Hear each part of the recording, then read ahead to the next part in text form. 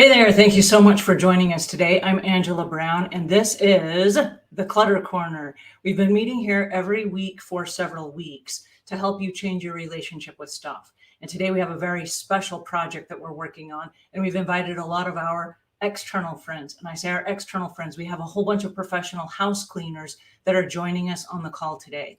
And the reason for that is they are inside people's homes on a regular basis every single day.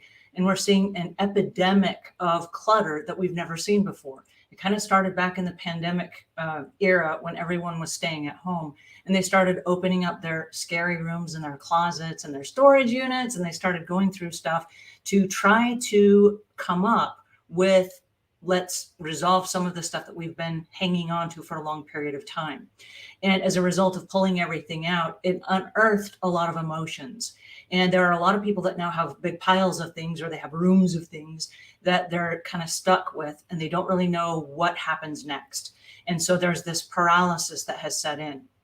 So one of the things that we're going to talk about today is the paralysis and where it comes from, and then some solutions and strategies to try to overcome it. And so if you are working with a professional house cleaner, this is a conversation we're making it safe to have. Okay. We don't want you to chunk everything inside that room and close the door and go, oh, the cleaner is coming. We want that to be out there in the open and say to the house cleaner, can you help me with this? If they cannot help you with that, they might be able to transfer that responsibility over to a professional organizer. So there are professional organizers that we've invited to this call as well. Over the next several weeks, we will be having them on our show so that we can ask them questions and we can interact with them and learn what their processes and methods are. If you are a professional house cleaner, or you are a professional organizer, or a mental health professional, or you are a medical professional that deals with hoarding and clutter, we've asked you to come join our show as an expert so that you can share with us some of your experiences and help us with this, because this, like I said, is an ongoing issue since the pandemic. All right, now some of the things that we're dealing with that are kind of at an all-out massive action awareness is that it is affecting our mental health, it's affecting our physical health, and oftentimes with odd amounts of clutter, it's affecting our personal safety. And so and I'm aware of it now because we have elder parents, and there's a certain age where your kids are moving away from home and you have all of your kids' stuff. And then your elder parents have either things that they're downsizing, and so they give you their stuff, or they've passed away and now you have their home full of stuff. And innocently enough, there are people that have never been hoarders, they've never been clutterers. And now for the first time, they're kind of trapped in this era of, yikes, I have all this stuff. What do I do? Right? So there is a story here, and this is how do you say, this is not a real person, but this is the real person in all of us. Okay, this is a woman and her name is Rachel, and I want to share the story about Rachel with you so that we understand the nuances of what's happening to all of us. Okay, so this is Rachel, and Rachel, for all intents and purposes, lives a very normal life. She has a regular job. She's an upright citizen. She's doing everything she's supposed to be doing, living a good life. But what has happened is some clutter set in at some point, and it was triggered by the death of her sister. So she and her sister were like BFFs, and her sister passed away. And then suddenly she now has all of her stuff and then her sister's stuff, and she's frozen. Okay, she's just absolutely paralyzed and doesn't know what to do with the stuff. So she does nothing with it. Okay. As a result of not doing anything with it, what happens is she ends up with a house full of stuff that she doesn't know how to process. She doesn't want to have the conversations because that means taking a real look at, I'm going to have to say goodbye to my sister. Right. So there's this tragedy tied with emotion and emotional attachment. There's a lot of useless stuff that wasn't really important to her sister, but because it represents her sister, she doesn't want to get rid of it.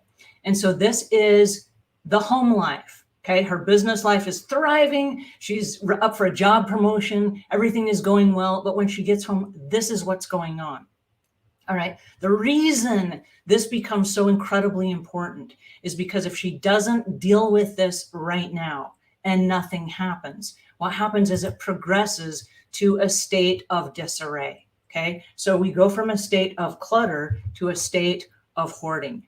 and it was innocent enough. It was never planned. It's just day after day, week after week, year after year of not dealing with it and being paralyzed and not managing it. It got out of proportion.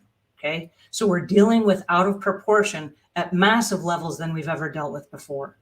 Some of the things that trigger people to take change in a paralysis type of situation with clutter is they may end up moving, and then they're trying to sort through stuff, and they're trying to deal with stuff, and they don't have the latitude of time, right? Because usually the forced move is because of a job promotion or because of something happens, and they got to make a quick decision. So in the process of that quick decision, people are now frantically scrambling, like, what do I keep? What do I toss? And what have you? Okay, I want to freeze the story of Rachel for just a second, and I want to go over to a note that came in from this last week. Somebody's been following us on the show, and I love this question, but this is the question that they had about that particular. Here is one of the dilemmas I face as I struggle with throwing things away. I don't want to put it in the landfill, but it is going to go into the landfill when you die. This made me think of my recent experiences with emptying out my parents' house, and then my brother's house after they died. We sold and donated as much as we could, but in the end, we had to face throwing many things away. Because the homes were sold, and we ran out of time. And I also brought some things into my garage that I will never use. It's easy to hold onto your own things when you're not up against a time clock. I know this is where setting a deadline comes in and making a commitment to meet that deadline. But I feel paralyzed to move forward because I am either emotionally attached to an item, or it is going to bring up emotional pain that is hard to face. I need to just rip off the Band-Aid and experience the pain, which will eventually lead to healing. Here is one of the dilemmas. All right, that broke my heart when I got that, because many people are in this situation where they don't know what comes next. Okay, and so instead of letting the house get over cluttered, and I love the fact that some stuff went in the garage and it was organized and whatever, but with the admission that I know I'll probably never use this again. Okay, so then what happens to that? What happens to the garage full of stuff? Because by hanging on to stuff, thinking, oh, there's emotional attachments here, I'm not ready to process the emotions, I think I'll hang on to them in my garage for a couple of years. What that does is, just like Rachel, it clogs up the whole garage. Okay, we're using the garage now as a storage unit, which means you don't get to pull your cars in. If you live in an area where there's a heavy winter time, that means every single day when you get up, you have to go outside and scrape the snow off the windows of your car, right? You got to turn the car on in advance, heat up the car, thaw the car out before you can go to work. So little tiny things like having unmanageable stuff actually creates extra chaos in our lives that leads to extra clutter. Now, it is very real that as we go through the course of our lives, we're going to be emotionally attached to items. This happens to every single person that's on the planet. And the reason being is because we're humans and we have attachments to other people, right? That's part of our hard wiring, is that we have attachments to other people and things.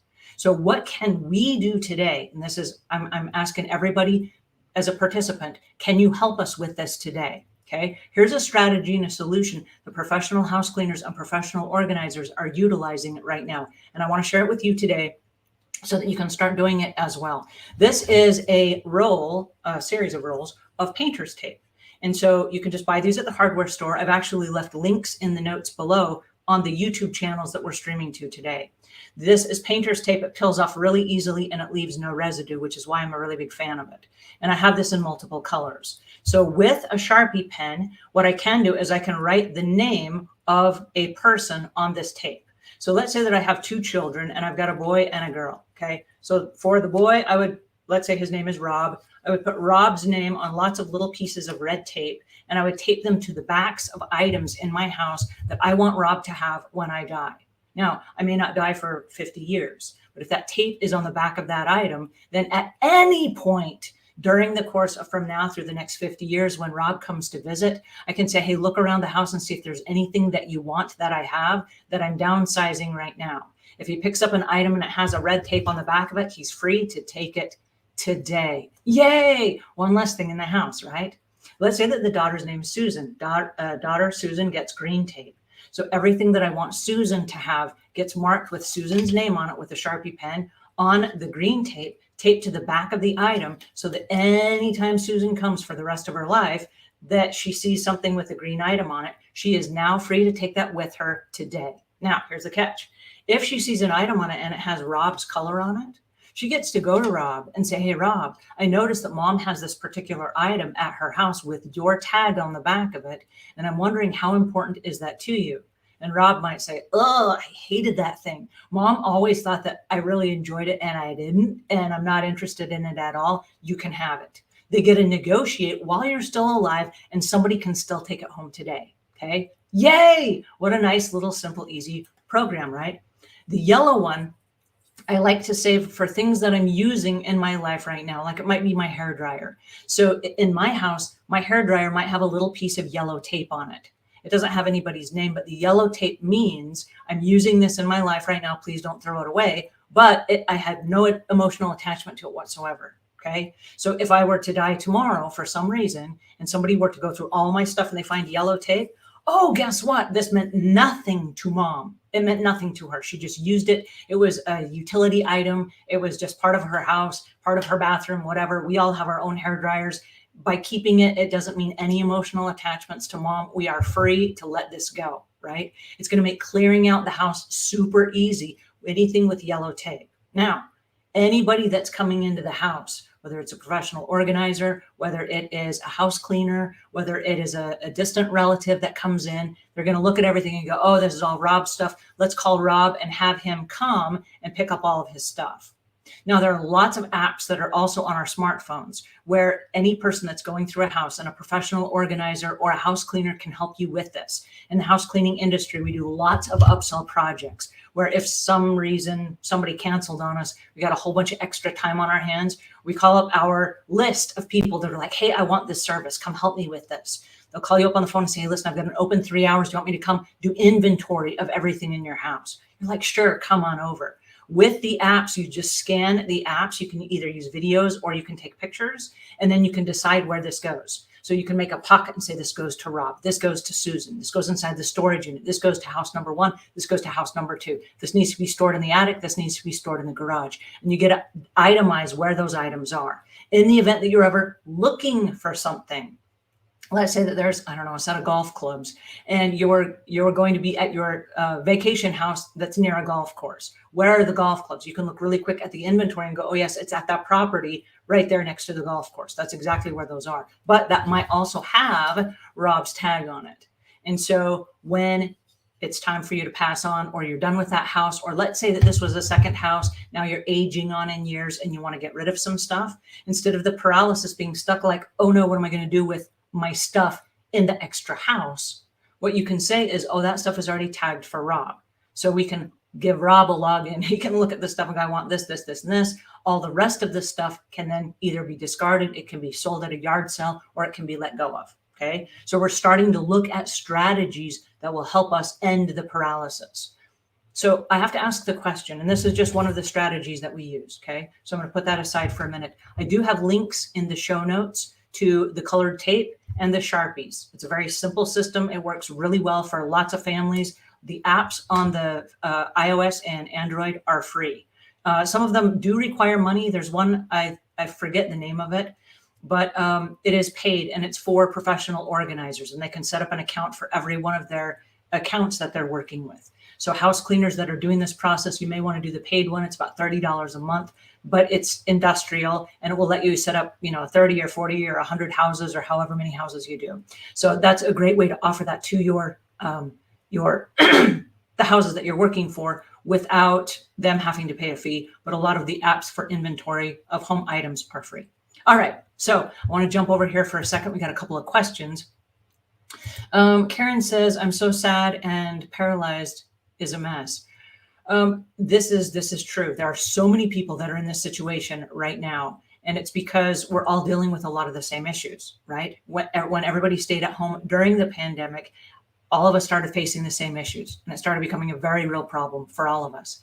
Jenny says, I really like the tape with a twist. I have a family antiques and antiques I've purchased. I've often thought of how my nieces and nephews are going to know which is which. I need to mark them so they know. And I love the tape thing for that reason, because at a quick glance, you can have like the blue one, for example, could be all distant relatives, nieces and nephews. And if you have a particular niece or nephew, you just write their name on it. And that way, when people are going through the item, they're going to go, wait a minute, who is Cheryl? Is Cheryl a member of the family? No, actually, Cheryl was the housekeeper that worked at the house for 20 years. Yes, she gets stuff too. And so whoever's a member of the family can have their stuff marked if the homeowner is not ready to let go of it right then. So it works out really, really well. All right, so moving on back to Rachel. What happens to Rachel is this, and it's kind of a tale of tragedy, but I want to bring this up because this could be any of us. So this became Rachel's house, really of no fault of her own, just paralysis. Okay? The trauma of her sister's loss set in. And as a result of that, she didn't get rid of stuff and it just kind of piled up. Well, the other tragedy was at work, there's this really hot guy and she was going to have a relationship with him. And every time he would come over to the house, she did not invite him in. And she did not invite him in because we just saw what the inside of her house looks like, right? So on the outside, she's got this really nice put together package. And on the inside, there's a whole bunch of hidden shame from the paralysis of not knowing what to do. And because of the shame, she didn't want to invite him in. So instead of saying, hey, listen, I am going through some personal stuff. I need to work through it, but I've got all my stuff and then all my sister's stuff. And I'm frozen in time and I don't know how to deal with that. Please don't hold that against our relationship, right? We talked in several of these episodes that we're having about starting to be honest with ourselves and starting to have those tough conversations. That would be a tough conversation to have, to say, hey, listen, I'm now addressing hoarding issues that I've never dealt with before. I don't want this to become the new normal for me. And so in the process of our relationship, I need you to be aware that I'm dealing with this, okay? If there was an honest conversation, he might say, let's get help together. Or he might say, can I help you? Or he might be able to be empathetic, right? There are options when you are honest about your situation. But she was not honest about her situation. What happened in this particular situation is because every time he would bring her home and she would kind of like push him away, he took it as you're not interested in me, and he left and the relationship ended. So now the paralyzing behaviors from her hoarding or her clutter ended the relationship. What's also interesting is, like I said, she was up for the job promotion, but because this was her house and this is what she's dealing with, she was not able to clean out her stuff in a timely manner. And because there was no timely manner on cleaning out her stuff, she was not able to move on the schedule she was supposed to move on. And as a result of that, the job promotion went to someone else. So not only did the clutter cost her job, not her job, but her promotion and her relationship, but now we find her sleeping in her car. And I say this is a sad situation, but she's sleeping in her car because that's comfortable and it's a safe place and she doesn't have to deal with all of the stuff, right? So what I want for us to start to look at is there's a domino effect that happens when we're paralyzed. And sometimes paralyzing from declutter, it comes from lots of things. It can come from PTSD. It can come from stress. It can come from, we bought valuable items and paid a lot of money for it. This happened a lot during the pandemic. People bought a lot of things to kind of, make us feel like we're cool again because everyone is focusing on social media and everyone on social media is cool and has cool stuff, except we don't. We have like weird, odd stuff that's not cool. So we bought a lot of stuff, paid a lot of money for it. And now we find ourselves in a situation where we've got too much stuff and boxes of clutter, right? So her safe place now is sleeping in her car. And then even worse than that, she's showering at the gym because she can't even get into her bathroom anymore, right? So this is a little bit of a tragedy because we're running into all sorts of different kinds of problems that we've never dealt with before because of, fear, because of being unsure of ourselves, because of being afraid that it, like the video that we watched earlier, that the stuff that we have is going to go to a landfill. Like what happens next and how do we get rid of our stuff, right? And what are the physical symptoms if you're sleeping in your car and you're not eating right, you're not sleeping right? Having a house full of clutter has increased my stress levels. I've started having panic attacks and other physical symptoms, like headaches that last for days. I have insomnia and can't sleep at night for worrying. but I just can't seem to get started on cleaning up the place. What can you recommend for me? All right. And again, this is not something that she planned. This is just the residual effect of where she ended up with her stuff. Now, we talk about the stuff, and this is probably an extreme situation. Not everybody's house is like this. This is actually from a job that came in this last week, and the extreme cleaner that sent it to me was able to clean up the property. And by cleaning up their property, it was a $12,000 job. And they were sharing it with me by saying, what can I do to help people that are in this situation? Because first they're paralyzed. And at first it just seems like, oh, it's kind of, I'll deal with it later. But as it piles up and as it gets worse day after day after day, it's costing people their jobs, their relationships. It's costing them $12,000 to clean it up. And then for what?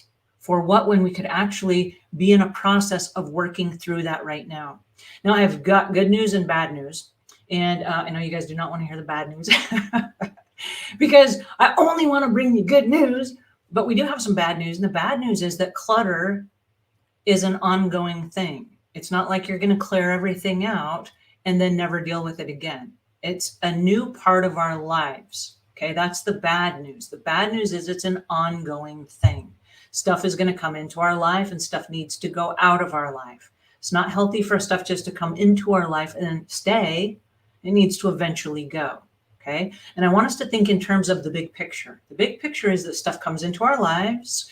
We enjoy it for a time and then it goes. It's just like being born. You have a child comes into your life. You're like, yeah, had a baby. Yay. And there's lots of balloons and celebration. And then the kid grows up through their life and then they grow on and they become a parent of their own and they move away. Right? It doesn't mean that we didn't have great time with them and enjoy them and they were a huge part of our lives and still are. It just means it was a natural progression of things. Now, the paralysis comes from way back when we are little kids, our parents say, go clean your room. And we go, okay. And we go in our room and we look around and we're like, wow, there's this big room with all these toys and stuff. And I love all this stuff. And I have no idea what it means to clean my room. No idea. And so we sit there and we, shuffle stuff around and we're like, okay, I think the room's clean. And we leave and our parents are like, oh, you didn't clean your room. Nobody ever showed us how to clean our room. Okay. One of the things that I deal with on a daily basis is I work with thousands of house cleaners that get in the business and they're like, don't tell anybody, but I don't really know how to clean. What am I doing? So we have in the cleaning business, we have a checklist. And this is a checklist that all of us professional house cleaners use. And if you want to download one, you can download one. I think I have a note here where you can download it. And it's free. It's absolutely free. I'll put it up here on the screen. But it's a checklist. And what it does as a professional house cleaner is it gives you a list of all the things that make the job complete. So you go to a customer's house and you say, while I'm here, I will do these things. What are the things? Well, in the dining room, we're going to do a general cleanup and we're going to put everything where it needs to go if there's a place for everything. We're going to wipe all of the appliances and the surfaces of the tables and the chairs. Then if there's furniture polish that needs to be added, we're going to add the furniture polish. And if there are baseboards or there are pictures or lampshades, we're going to dust those. And then if there's any garbage in that room, we're going to remove the garbage. And then the last thing that we're going to do is we're going to sweep and mop the floors. Okay. So there's a little checklist that says, here's what we're going to do in this room. So when you go in the room, are we going to do all kinds of other things? No, we're just going to follow the checklist. That's what we bid the job on. That's what we said we were going to do. This is pretty standard stuff in most people's dining rooms, except most people's dining rooms don't have a garbage can. So if there's no garbage can, you don't remove the garbage can. You just remove any of the garbage that's in the room, right? So if a kid were to have a checklist, then what they would do is they would know like, hey, this is what I'm supposed to do when I'm inside this room, right? We make it easy for them. But as we get old and we become adults, many of us don't know what that looks like as far as, cleaning the room. So it's okay if you're paralyzed. It's okay because maybe nobody ever showed you how to unparalyze yourself and how to get the help, right? So I want to go back to Rachel for a second because what did Rachel do? And this becomes really important because this is something that we can all learn from. But in Rachel's situation with the House of Clutter, she's got $12,000 now that is going to have to be paid to do this cleanup job. Well, there are next steps. And some of the next steps are asking for help. Now, we've talked over the last couple of episodes about the possibility of being honest. And what that means is just asking someone else for help, right? There's no shame asking someone else for help. There's no shame. And there are people that are trained to answer those questions. There are people that are trained to help with PTSD. And there are people that are trained to take you aside and say, and lots of professional house cleaners can do this, but they can take you aside and they can say, no one ever showed you how to clean? No worries, I got you covered. And they can show you a checklist and they can show you how to clean the house in between the times that they come to help you clean. And even if you only hire a professional house cleaner for one time, and they come to your house and they show you how the checklists work, and then they walk you through each of the areas of the home, and they show you, like, this is what it means to wipe off the countertops, and they show you the right microfiber cloths to use, and they show you how to wipe the crumbs onto a cutting board and then fold the cutting board into the trash so that the crumbs don't fall out onto the floor. They can show you things like that. And then when you're done with that session, you're like, oh, hey, now I know what to do, right? It's not that anyone is dumb or stupid or that they are mentally ill, but I want to stop for just a second and say that not dealing with the issue can contribute both to your physical and your mental wellness. So when we talk about mental wellness, it doesn't mean you're mentally ill. What it means is you will be mentally healthier if you follow these procedures and you start a procedure and you start a plan of action. So even if you don't have any money at all, there are places that you can start for free, okay? And one of the things that I want to highlight is our YouTube channel. This is the channel that we are meeting with, you're on right now if you're watching this on YouTube. If you're watching it on Facebook, then you're watching it somewhere else. But we got a YouTube channel with a whole bunch of ideas, little tiny short videos, longer videos, and we're doing this series every single week so that we can help people change their relationship with stuff, right? Then we do have a Facebook group, and this is a Facebook group where you can come to us. It's absolutely free. There's no charge whatsoever. You don't have to be a hoarder to participate, but this allows you then to come and upload pictures and go, okay, this is my dining room. This is what I'm working on this week. And a whole bunch of people are going to jump in and go, you got this. We got you covered. And I'm really excited because we've seen a lot of progress of people going through their homes and their bedrooms and their storage units. And we have this thing on Saturdays where we have a donation Saturday, where every week collectively as a group, we go in and we try to, like, is there anything in my house right now that I'm not using? Anything that I'm not emotionally attached to? Because when we talk about being paralyzed and not being able to, I can't decide on anything. Can you not decide on anything? Or is there something in your house that you just really don't care about and there's no emotional attachment whatsoever? If there's no emotional attachment, let's get rid of that stuff first. We want to do the easy stuff first. Easy is good, right? Because once we've dealt with the easy stuff, it makes the harder stuff easier to do. Here's the reason why. If I go to the gym today and I'm working out, I'm going to hurt tomorrow. My shoulders are going to ache. I'm going to be like, oh, I hurt so bad. But then if I go again tomorrow, oh, I still hurt so bad. And then the third day, I'm like, I kind of hurt, don't hurt as bad. It's kind of like wearing off me. By the fourth day, I'm kind of like, hey, I'm kind of getting in the groove of this. I kind of like this. I'm kind of having fun. And by about the fifth or the sixth day of going to the gym, all of a sudden those muscles that we've broken down are starting to rebuild. And all of a sudden we start having those endorphins and we start feeling like, hey, I'm totally getting the hang of this. And by the second week of us going every day to the gym, all of a sudden we've started to build very tiny muscles. And now we're like, hey, wait a second, I'm a little bit stronger than I was before. The decluttering muscle gets stronger the more you do it. As well as last week and the week before, we talked about procrastination and indecision. If you have a hard time making the decisions, we want to go through a series of steps, right? And the series of steps that we want to go through, for those of you that missed it, the first thing we want to do is we want to gather information. What is it that's making us freeze about this particular thing? What is it? Once we have all the information, then we have a decision and we can move forward. So the next step is then we have to identify our priorities. How much of a priority is this? And we want to go back to Rachel for a second. And I say Rachel is a fictitious person, but there's a Rachel in all of us. It could be our next door neighbor. It could be our relatives. It could be us. Okay. There are Rachels all around us. But the reality is, what are the priorities? If it's costing her job promotion, if it's costing a personal relationship, if she's living in her car because she doesn't have room in her house to sleep and to eat and to live, that's a problem. Why? Because she's still paying for the rent or the mortgage on the property, right? So it gets expensive. And now to actually have somebody come in and haul all this stuff away, $12,000. That's a small part of a down payment on a house. You know what I mean? She could have gotten to the next home or something. She could have, bought a new car, down payment on a car or something. She could have used the money in a profitable sort of way other than just clearing out clutter because she was paralyzed, right? No shame in being paralyzed, but the shame comes from the life that happens after that, where you're living in your car and you're showering at the gym and all this stuff to try to keep up the appearance like, hey, I got my life put together, when in fact there are other issues. Right? And if we go back to Rachel for a second, I'll remove the priorities here. But if we go back to Rachel for a second, one of the things that was interesting about this particular scenario, and I do have a list of places we can go online that are licensed places. There are therapists on here. There are places where you can get online counseling if you're scared to leave your house or if you're ashamed to meet with someone face to face. There are a lot of resources here.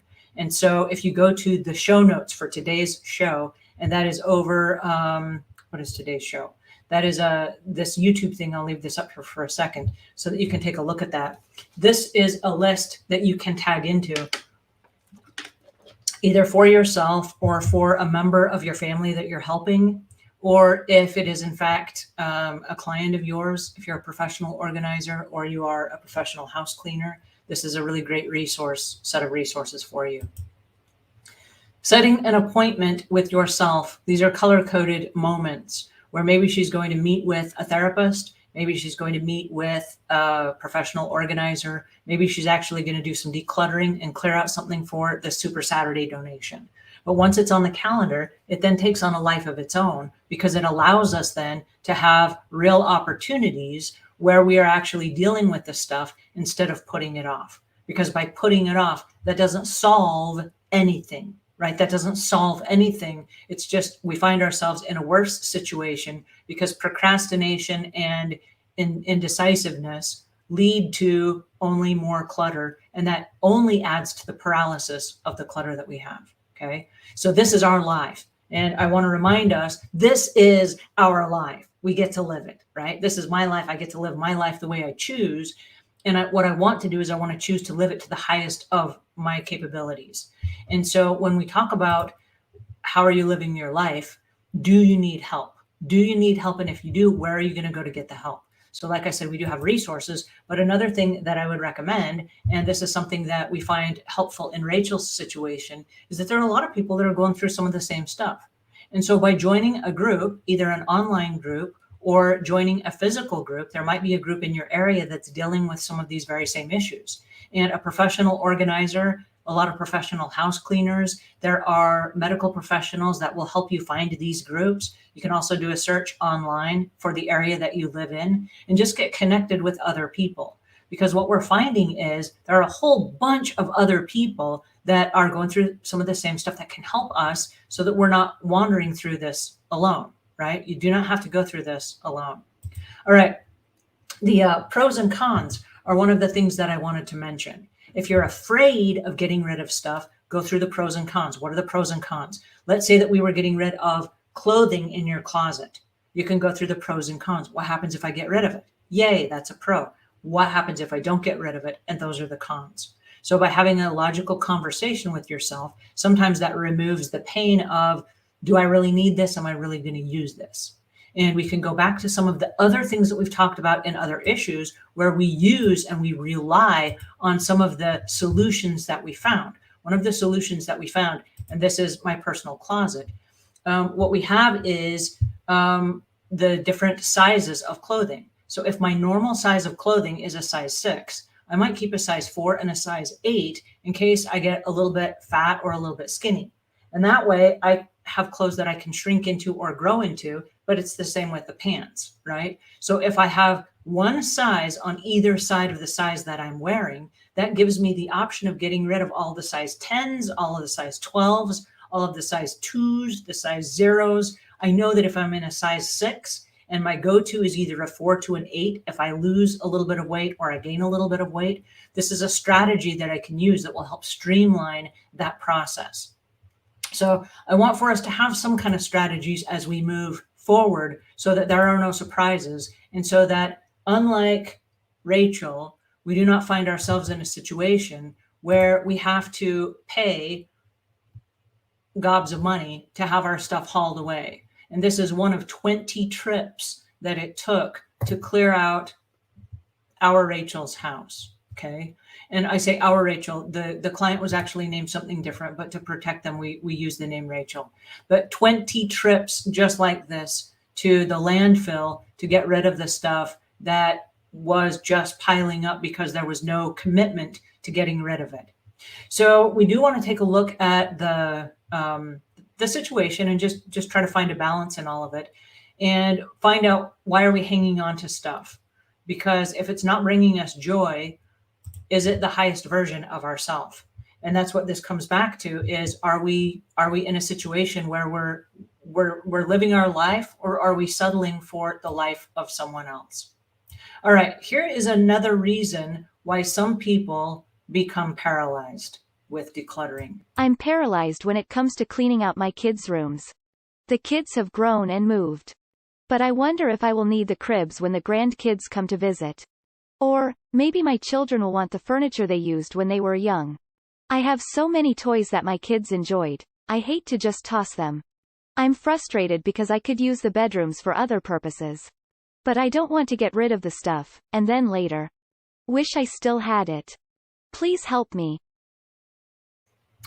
All right, so this is a very real situation, and I'm saddened that we end up finding ourselves having stuff that we did not use, do not know how to get rid of, and we're stuck with it because we haven't made those decisions.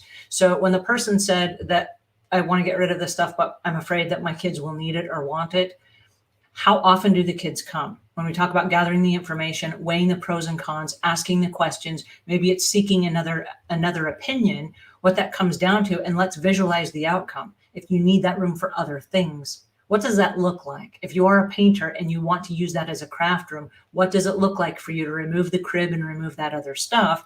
And is the child going to come visit you while they're still an infant? We've had lots of grandparents that have held on to the hope that their grandkids are going to come.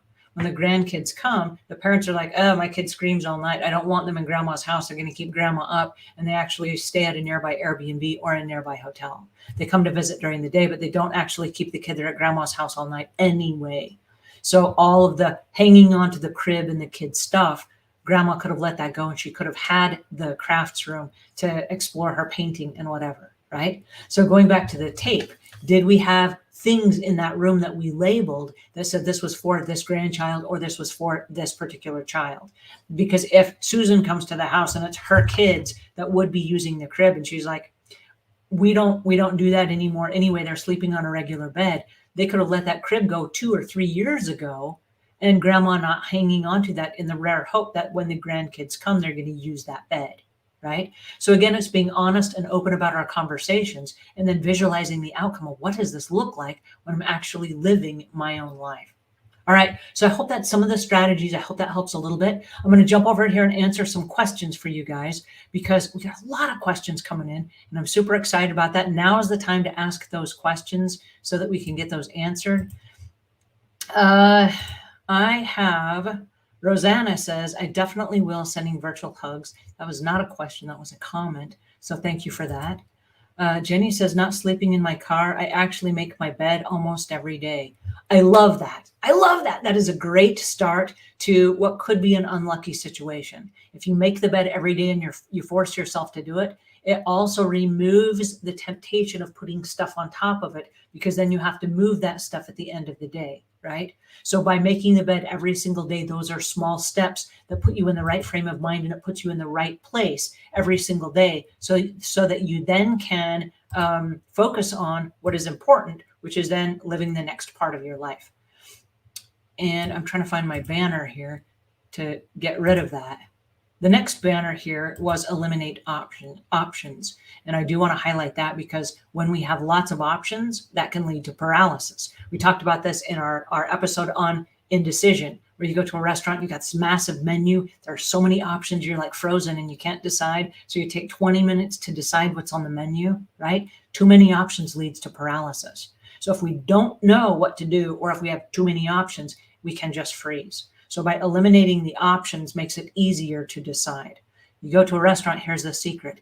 Decide, I'm not having dessert right now, and get rid of the dessert menu.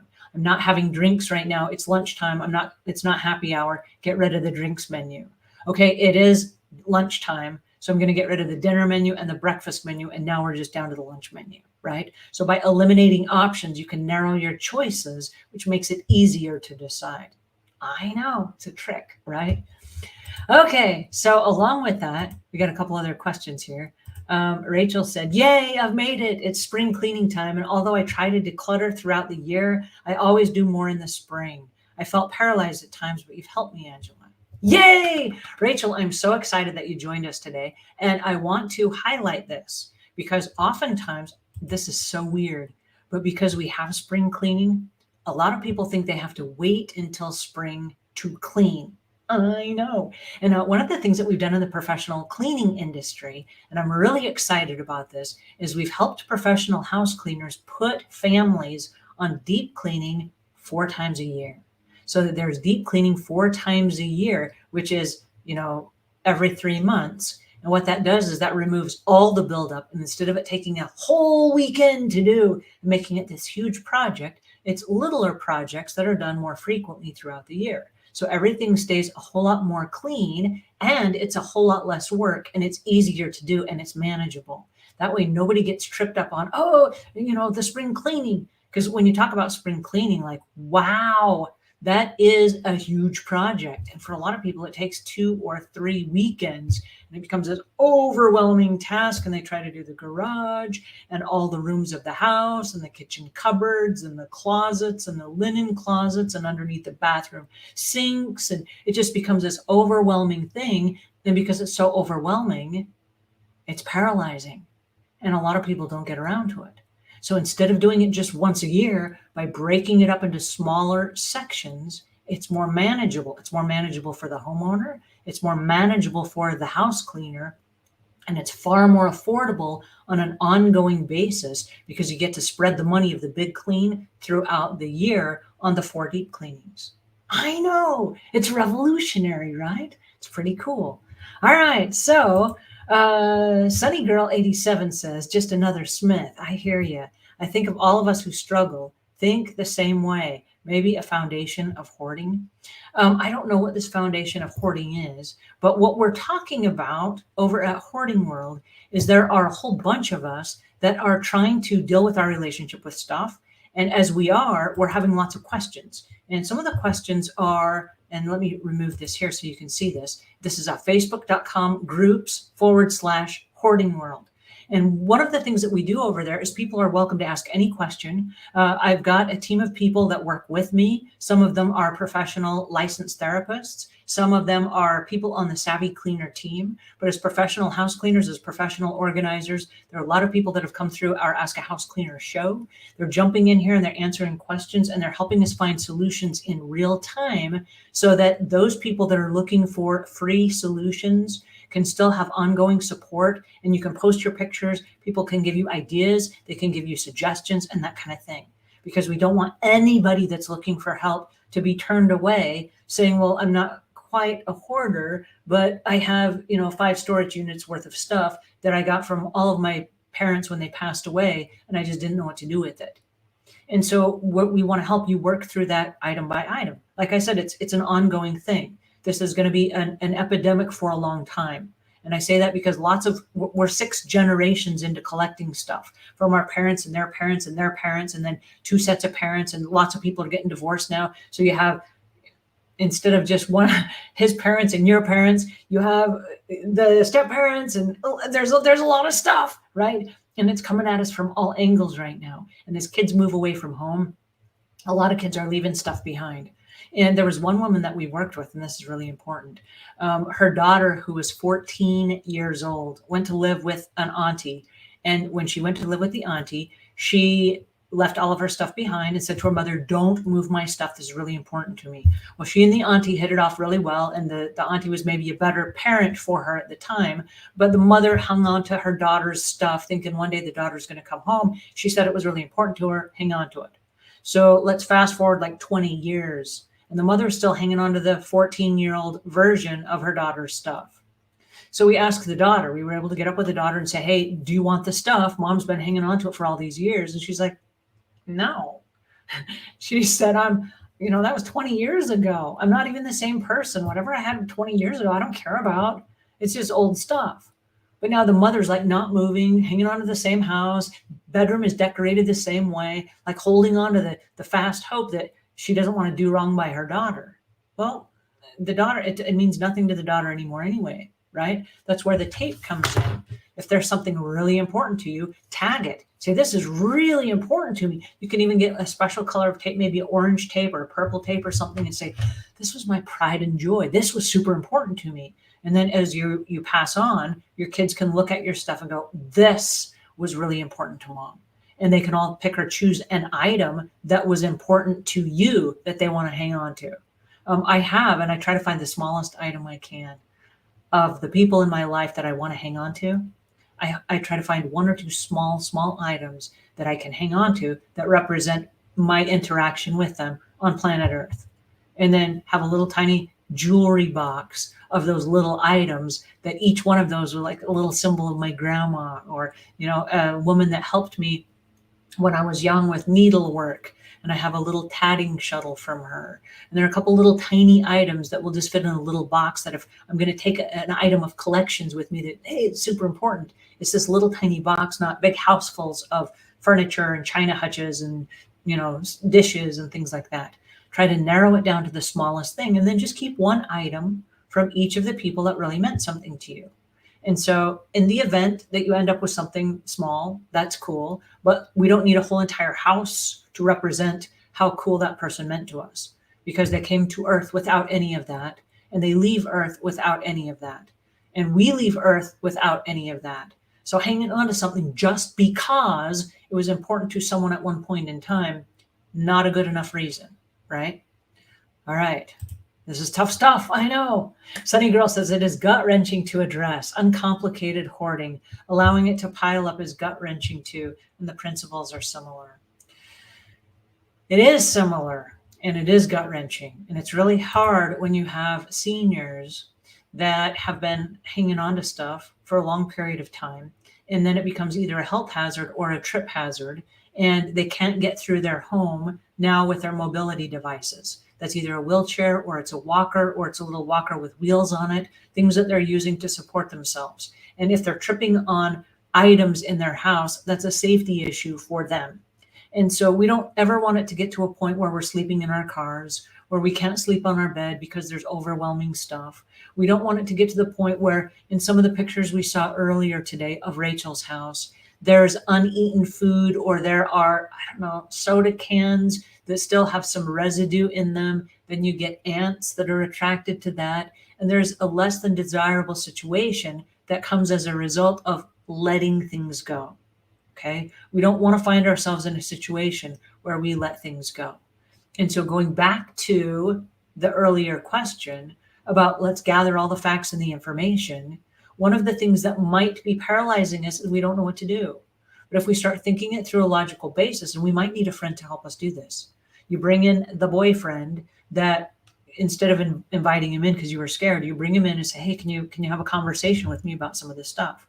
And maybe another person with another set of eyes can say, "Hey, listen, if nothing else, can we just get rid of all the soda cans or the soda bottles that have ants in them because there's still soda pop at the bottom and it's attracting the ants? Can we just get rid of those?" And you might say, "Yes, I have no attachment to that whatsoever." And that might be an easy place to start. So even if you're paralyzed, even if you don't have a checklist, but I recommend you get one because it will help streamline the questions that you have. Okay. If the question on the checklist is you go through and you remove all of the trash, well, you can go in and you might not want to get rid of anything with emotional attachment. But you might be able to say, I can get rid of all the paper plates. I can get rid of all the pizza boxes and get rid of all of the soda cans or the soda bottles, right? That might be an easy place to start, but it's like building the muscle. Once you start building the muscle, it starts getting stronger and stronger and stronger. And you say, okay, now that I've gotten rid of all the trash, now I can get rid of the dishes. So you start moving all of the dishes out. Logically, what happens to the dishes? Well, in a perfect world, they go to the kitchen sink. Oh, no, there's too much stuff in the kitchen sink. So logically, what has to happen? Well, loads of dishes, okay? So let's start the loads of dishes so that we can start whittling away at the dishes process. And so just by focusing on that one item, we're not focusing on the whole house. We're not focusing on the closets. We're not focusing on the garage full of stuff. We're focusing on just the one thing, which is the dishes.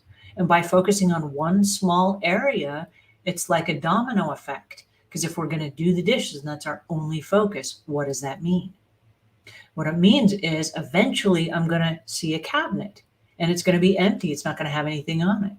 So what is the next logical step? And it's a domino effect. Well, let me clear off this counter. And what else is on here that's not dishes? Well, maybe you have some papers and maybe that weasels its way into your next section, which is what do I do with the paperwork? Do I have coupons and do I have trash and do I have mail and do I have bills? And then the next question might be, what am I going to do with those? And you start with the easiest thing first. And you say, I'm going to get rid of all of the junk mail and the advertisements first. Okay. Don't worry about the bills. Don't worry about all this other stuff. Just get rid of the junk advertisements first. And as you sort through stuff, you might say, well, lo and behold, while I'm doing this, I can make a stack of all the bills. Okay, great. Put them in a stack. You see how that's a domino effect and one thing leads to the next? The more you do, the better your exercise muscles for organizing become.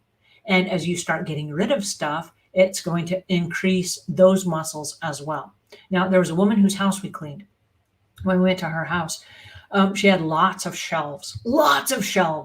And part of the problem was she kept buying more shelves for all of her stuff. And her living room looked like kind of like a little mini Office Depot where you had all these rows of shelves. And she had a little step ladder that she could move from aisle to aisle. And bless her heart, she kept hiring this handyman to come build these shelves for her. And they would like arrive in a box and we put them together and put her stuff on them. And it was neatly organized. But the problem was this. In her 80s, she has this little step stool that she's trying to move from aisle to aisle so she can get to her stuff. So I have a problem with that because I do not want any 80-year-old person climbing up on a step ladder in their house when they live alone to lift heavy boxes of stuff that was put up there by a handyman who is not there to help take it down. Okay, you see where we're headed with this? It's just not a good scenario. Instead of organizing the stuff we have to get rid of a whole bunch of that, stuff that we're never going to use again, is okay. It's okay. We had a conversation with a woman this last week, and she said, I've got a second house that is fully furnished with all the stuff in it. I just can't let it go because it's good stuff. Okay, but you're in the 80s and you're never going to go there again. Okay, so we have to start having different conversations about which of your children do you want this to go to? Can we start labeling those items right now? Can we start inventorying those items right now? Can we let those kids come pick up those items right now so that you get to witness how much they enjoy those items that you're giving them? And if the kids don't want any of it right now, now's the time to decide. We don't want to be hanging on to all of that stuff until she passes away, because one day she will. And then everyone in the family is going to fight over it, or they're going to feel obligated to get rid of it. And if they do, then what? Maybe she was treasuring something and then it's just going to go into a landfill, or it's just going to be donated to the Goodwill or something because the person that came next didn't see any value in it, right? We want to pay attention to the things that really matter while we have the chance to do that. All right, a couple of things here. Man, I got a lot of questions and I didn't get to all your questions.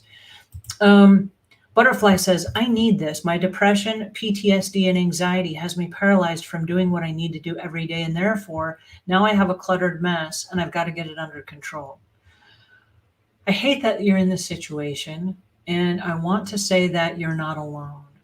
And so by talking about some of the solutions we talked about today, and also reaching out, when we talk about having the real conversations with other people and saying, hey, I need some help, that's either reaching out to a therapist or a friend or a family member or an online group, even like the Hoarding World group that we have on Facebook, where you can come and just say, guys, I'm working through this room. Here's a picture of the room. Where do I start? There are going to be a whole bunch of people that have your back. I've been in this group for many months now, and there are a whole bunch of people. We do care about you. We clap when we see that you've covered some territory and that you've gotten rid of some stuff. We take pictures of our donations every Saturday, and we take them at the location. So like in the back of the car, as you're dropping them off at the donation center, in front of the donation center, we've got pictures at the donation center of the people that have like posed for the pictures, like, hey, this person dropped their stuff off, like hooray and yay. I mean, we are really serious about making some progress. So please do not go at this alone, okay? We're in an era now. Everybody's accepting lots of things about life that we always tried to kind of like, that's not the way things are. That's the way things are now, okay? This is the new norm, and we're going to be okay with processing it, okay? We're going to give ourselves permission to process the stuff, okay? It's not a big, weird, scary thing anymore. It's normal. Everybody has extra stuff. We're going to deal with it together, okay? We got you here. All righty. Peace 4777 says, I tell myself each weekend that I'm going to declutter, but each weekend passes with no action by me. Okay, so I want to follow up with this. I want you to keep me posted. I want you to come join our group, and I want you to post and show me what you're doing, because I'm going to jump in there and I'm going to be watching, and I'm going to say, what did you do this week? Did you take something to the center? Did you take something to the donation? What did you get rid of? And week by week, we'll go through stuff. Okay. Like I said, nobody's done this. Nobody's doing this alone. Ren says, I haven't done a lot, but some. Start somewhere for only 15 minutes a day and make it a habit. Then go up to 30 or only 20 if that's what you can do. And I love this. I love this, right? Because if you start small, it's just like building the muscles. If we start small and we do a little bit, it builds on top of each other. The more you do, the stronger you become at it. But I'm going to share this with you. The stronger you become at it, the better your self-confidence becomes as well. You start trusting yourself more. And you start saying, you know what, I got this under control. I can do this. And making those decisions comes a whole lot easier. And you become more adept or more proficient at sorting through your stuff. And then all of a sudden you start making different selections. So when you go to the store, you say, wait a second, that is going to end up on my decluttering table in a couple of months from now. This is cool today, and I might use it once or twice, but I know myself well enough to know I'm not really going to use this at all. So while this is super cool, I'm going to enjoy this from a distance. I'm going to take a picture of it right now. That picture is going to remind me of the joy that I'm having in this exact moment. I'm not even going to buy this. I'm not even going to take it home. I'm not even going to hit the buy now button on the internet. I'm just going to look at it and go, whoop, did he do? That was really fun. And then I'm going to leave, and I never have to declutter it. And we're going to be decluttering in our heads before we actually take possession of the stuff. Whoa, how cool is that, right? It's a whole new set of tools that we're going to be using to help us as we progress through the next several phases of what we're going to call the new norm. The new norm is when you start clearing clutter away and you start getting accustomed to and comfortable with the space. Because if our norm has always been clutter, clutter, clutter, and there's a lot of stuff around us, if we're not willing to change the new norm, when we get rid of stuff, we're still stuck in our old comfort zone. And then all of that stuff comes crashing back in on us, only to have us declutter again, right? And I'm praying that there are no more money that Rachel has to pay, that there are no more big dollars, $12,000 bills that she's going to have to pay for the clutter that she got rid of this one time, okay? I'm hoping that this is a new start for her, and that it's turning over a new leaf and saying, wait a second, that was really expensive. That was a lot to try to go through. And now moving forward, we're not going to bring stuff into the house that we're not going to use, that we're going to later have to declutter. I'm hoping this becomes the new norm. And we have to be okay with that. If you're uncomfortable and you're having like fits, like, I need some stuff. Where can you go to enjoy that stuff? Maybe you need to go to a yard sale or a thrift store and look around and not touch anything and not buy anything.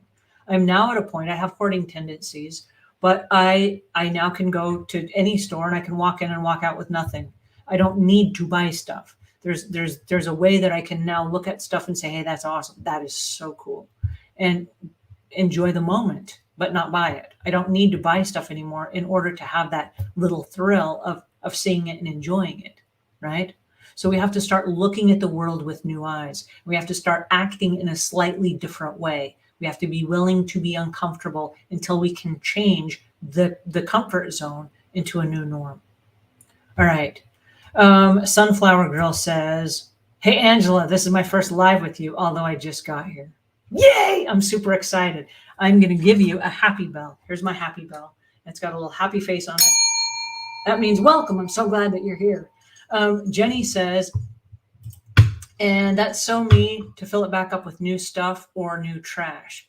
Jenny, you're not alone. We all do that. That's the reason we're having this conversation, is because we're starting a new norm. Okay. This is us saying, this is my life. This is my life.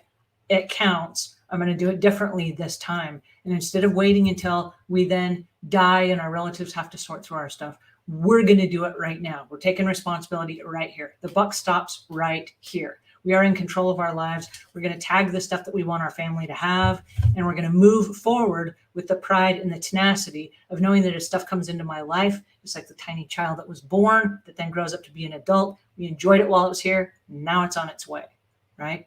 All right. I'm going to leave you with that today. I will be back. I've got another call I got to jump on, but I will be back in the comments. Leave your comments in the notes below, and I'll be back on Facebook and also YouTube. We'll continue this conversation. For the rest of you, please come over to the Hoarding World. It's an ongoing conversation where you can upload pictures and we can surprise and delight each other with the progress that we've made. Have a great week, and we'll meet here again, same time, same place next week. And until then, please, please take care of yourselves, because this is your life. And you do deserve the best.